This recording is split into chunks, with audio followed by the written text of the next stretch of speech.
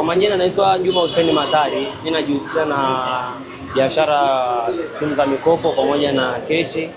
Hapa ofisi jinsi ilivyokuwa mwanzo na baada ya maandamano, kweli ni hali ambayo ilikuwa inasikitisha.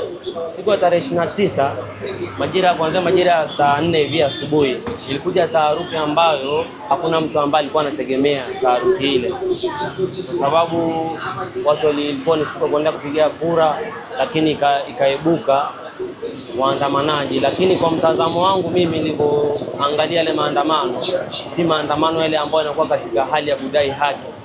Kwa 100% yale sio maandamano wanayedai haki, bali kile naweza nikasema ni kikundi cha wahuni ambao wameambatana kuja kufanya uhalifu. Mtu anayeandamana lazima atakuwa na viashiria ambao anaweza kufikisha ujumbe wake, yani anabeba taswira ya kuwakilisha ujumbe.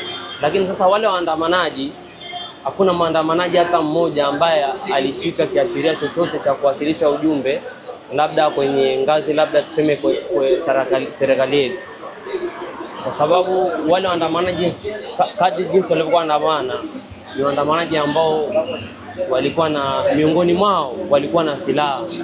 Na hata ukitazama pia kwa 100% kubwa wale waandamanaji uwezo kugundua au kubaini kwa marika, labda anamaanisha labda wazazi, labda vijana wa makamu, 100% ni vijana wa saizi ya kati. Na ukiangalia hata katika muonekano ni asili ya muonekano wa wahuni.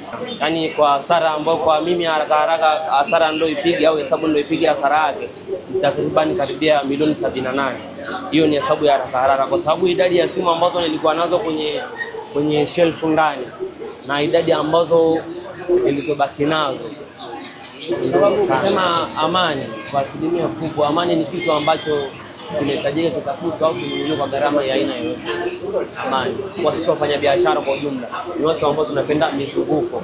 Leo kwa hapa umeenda Kariakoo, umetoka Kariakoo, unafanya biashara, umeenda huku. Kwa sisi wafanya biashara kwa 100% kujaribu kupanda mkubwa. Amani ni kitu cha muhimu sana.